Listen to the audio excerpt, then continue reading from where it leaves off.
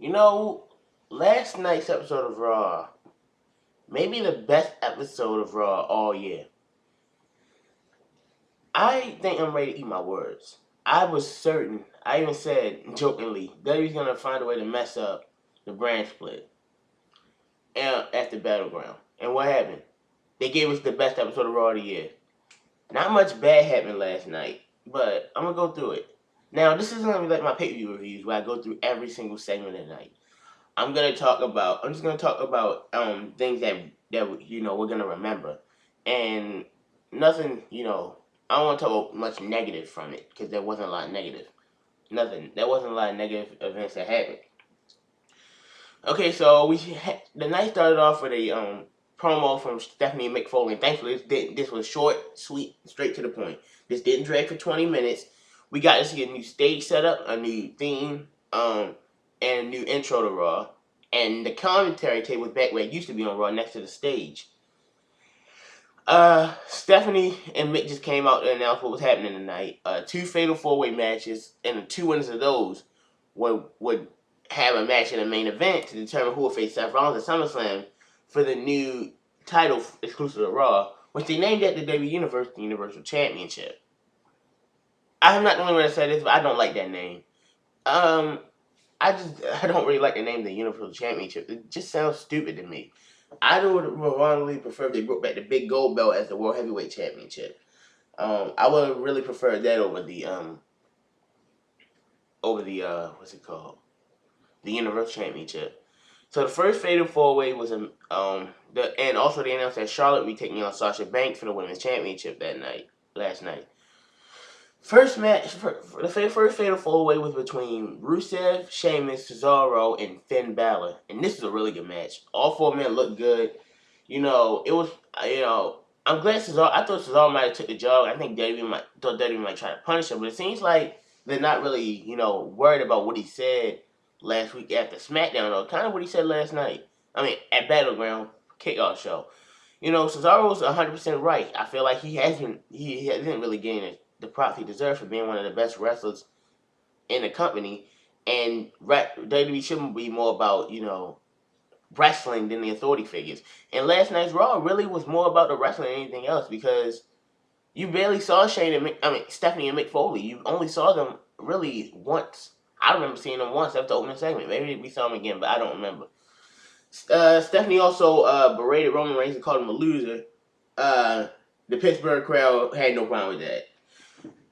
I understand that WWE wants us to feel something to Roman Reigns, but this is the same thing they did with Daniel Bryan. But the difference is, when they did it to Daniel Bryan, you just look at Daniel Bryan, he has that, he's small and everything, and he got the lovable personality. I feel bad for him. And also, in Roman Reigns, you look at him like, I'm supposed to feel bad for him? That's a big guy right there. Roman Reigns looks like he can beat down anybody. Daniel Bryan doesn't. Also, when they did that to Daniel Bryan, it was real. They really did not want him to be the face of WWE champion and the face of the company. The fans forced it. Roman Reigns, they do want him to be face of the company. And, well, I don't know anymore because after the suspension. But still, just stop lying to us. That's all I'm asking. But anyway, the other fatal four-ways between Sami Zayn, Roman Reigns, Chris Jericho, and Sheamus. Oh, the first one I think I might say Sheamus. I meant Kevin Owens, Rusev, Finn Balor, and Cesaro. Finn Balor won that match, hitting Rusev with the coup de grace. It was good. I thought it was the better of the two fatal four-way matches. The second fatal four-way was between. The second fatal four-way was pretty good as well. I was mainly behind Sami Zayn to win, even though I knew Roman Reigns was gonna win. Really, there's not much I can say about the match because it was really good. All four men once again looked good.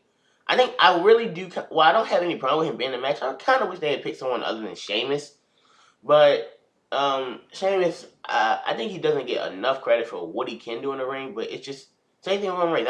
I don't think they're bad wrestlers, but they're just not that great either.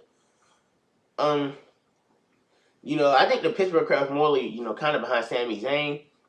That's who I wanted to win, but Roman Reigns won by hitting Chris Jericho with the spear, which would set up Balor and Reigns for later on last night, and I'll get to that in a minute. Um, what else? What else do I need to talk about? Let's talk about the best thing of the night. Um, we got Sasha Banks versus Charlotte for the women's championship. Now, me and Kyrie were both sitting down there last night thinking, there's no way this match is going to end cleanly. Either Charlotte's going to get disqualified, something's going to happen, because they're going to say the title went for SummerSlam. That's what me and Kyrie thought. I don't think I've ever been this happy to be wrong before in my life. As Sasha Banks is finally the WWE Women's Champion. And what a match you could have won it in. This match was awesome. Everything. And let me start off with Sasha Banks doing one of the smartest and most awesome things I've ever seen done. She was outside the ring, as Dana Brooke was. She had the women's championship in her hand. She tossed to Dana Brooke, fell on the floor, and it made the referee throw Dana Brooke out of the arena because it looked like he was gonna hit Sasha. The way Sasha winked at Dana and waved at her while she was next to the apron, that was perfect. Eddie would be smiling at Sasha for that move right there. You had Sasha going for a suicide dive outside through the rope outside the ring, and Charlotte, you gotta be better with that catch because Sasha kind of landed funny, sort of like how Lita did against Trish Stratus, on the women's championship match from Raw back in 2004. Charlotte hit a moonsault from the top rope on the outside.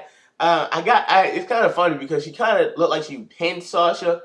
She pinned Sasha while they were both down outside the ring. I know it's gonna probably be WTF moments today. Yeah, that was, and the next kind of even brought it up. Like Charlotte tried to pin Sasha in the ring. Charlotte hit the natural selection. Sasha got a foot on the ropes. Charlotte put Sasha in the figure eight. Sasha was able to roll Charlotte, and Charlotte bridged it on an apron, causing referee Mike Hill to count. Sasha got Charlotte into the bank statement, but Charlotte's legs, because they're so long, she was close to the ropes, and she got a foot on the rope, and Sasha had to break it. Next was then after that, they were both looking. You can see like the emotion on both of their faces. Sasha just thinking, I can't let this go, and Charlotte even she looked at Sasha and said, "You'll never beat me, ever." Now, I got no problem with that. I thought it was a pretty cool moment, but it'd been better if Charlotte didn't say anything. This is one of those times of show, don't tell. Sort of like how Zayn and Owens did last night. When Zayn, at Battleground, when Zayn caught Kevin Owens at the first Lucha kick, you can see he looked at him and said, "You deserve this," even though he didn't have to say it. I think that'd work better for Charlotte and Sasha if Charlotte hadn't not said anything, but it was still a good moment. After that, so then Charlotte tried to go for a clothesline. Sasha ducked, backstabber, bank statement, and she wins the title. I'm not gonna lie, I ran around the basement, I cried a little bit, and was literally jumping on my back. That's how happy I was for Sasha Banks. And Charlotte, when they had the camera to her when she was in the aisle, she started smiling. She was happy for Sasha. She kind of, I'm not gonna say she broke character. She just couldn't hide her excitement. She was happy for Sasha. You can see the emotion on Sasha's face, and the entire Pittsburgh crowd were happy about it. That was a really good match. Definitely match of the night for me.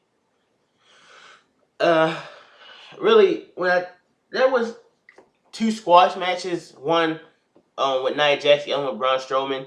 I don't know the competitor's name, and it doesn't really matter. I'm not a big fan of squash matches. I'm glad that I was glad that back for Nia because we haven't got to see it. And trust me, if you've seen a Nia Jax squash match in NXT, you've seen this match. Braun Strowman, I'm just not much of a fan of. Not that I'm a fan of Nia Jax either, but I do see her potential. She's not bad on the mic. She's not bad in the ring either. We had a terrible segment between the Shining Stars versus Enzo and Cass. I actually put on Twitter how many times the Shining Star been on live TV on Raw, and I realized it's only a second appearance, other than being their debut. So yeah, keep it. And then the Golden Truth came out playing Pokemon Go. I didn't find none of those Golden Truth segments that funny, and they that cost the Shining Stars a win. Please do me a favor, keep the Golden Truth and the Shining Stars as far away from Enzo and Cass as possible. I'd appreciate that, WWE. Anything else that happened last night before I talk? I guess now, also there's a New Day segment that ended with the club attacking them. I didn't get to see it. I was doing something at the moment. And I guess now I got trying to think. Is there anything else I need to go over before I talk about the main event? Guess not. Now the main event: Finn Balor versus Roman Reigns. Be honest with me. Who really thought Finn Balor was gonna win last night? I even put up a tweet. WWE wouldn't really job out Finn Balor to Roman Reigns on Finn Balor's birthday, right? The match, Roman was actually brought a really good intensity, and I'm seeing the way he's beating Finn Balor in the corner thing, and the way he's throwing him around. This is the beginning of a heel turn. I think Roman. Now I'm gonna talk more about that after the match. Finn started fighting back. It was a really good match. I really think it was probably the second best match of the night, maybe behind the women's title match. Roman tried to go for a spear. Finn hit him with a coup de grace. I'm sorry, what am I talking about? Hit him with a sling blade, drop kicked him into the apron. Corner. Sorry, this video is completely unscripted. I'm just going off memory. And then hit a coup de grace. Now I'm sitting down there with Kyrie. He's on the couch, and I'm on a chair, thinking I'm not even that excited. 'Cause I'm thinking he's gonna kick out. 1, 2, 3. Oh my God! I was looking back at Kyrie. Me and Kyrie were just so happy that Finn Balor beat Roman Reigns. And this means that SummerSlam, Finn Balor versus Seth Rollins. Forget the name of the championship, for the Universal Championship. I don't care. This is a match I want to see for a long time. And we get it, the headline SummerSlam. Forget Brock Lesnar and Randy Orton. This should be the main event. And after the match, I'm looking at this. Told Kyrie, this is the absolute perfect time to turn Roman Reigns heel. The viciousness he brought in the match, throwing Finn around, and then, beating him down in the corner. This is the perfect opportunity to turn him heel. They did an interview with Roman after the match, saying, Roman, how do you feel? He basically said, I hope Finn Balor beats Seth Rollins, that way I can get him again. I hope not. But last night, I think after Balor won, when Roman got his composure, he should have came back in and speared him. Heel turn confirmed. Trust me, WWE I think Roman Reigns could be a really good heel. I don't think face Roman Reigns really works. And this has nothing to do with my feelings against him. I just feel like as a heel, Roman just works. Just look at him with the beard and all that. Make him a heel, and you can easily have the best heel in the company. Maybe that can get people behind him. But it's so like The Rock. I'm not saying now Roman Reigns doesn't have the charisma of The Rock, but remember when The Rock first came in with a babyface, people hated him. Turn him heel. He's the most charismatic wrestler of all time and one of the most loved. I'm not saying Roman Reigns can be the most charismatic or the most loved, but you get what I'm saying. And it's not the first time. John Cena, once he became Dr. Thuganomics, New Day, when they turned heel. Some wrestlers who start off vanilla babyface just don't work. And when you turn them heel, and that gives us a new side that we can like. And trust me, I don't want to dislike Roman Reigns' character. I want him to succeed. But WWE doesn't give me any reason to. So, with that being said, what can I say? Raw was fantastic last night. Really weird. I want to see what SmackDown can do to top it. Because what Raw did last night with a women's championship match, 2 great fatal 4-ways, a great main event, and this leads us to Finn Balor versus Seth Rollins at SummerSlam. I want to know what SmackDown can do to top it. Because really, if SmackDown can be great tonight, we would have 3 really good days of wrestling. Battleground, great. WCPW, Built to Destroy, really good. Raw, great. Can SmackDown be good tonight? We'll see. My name is Kyron Chase, and I will see you guys later.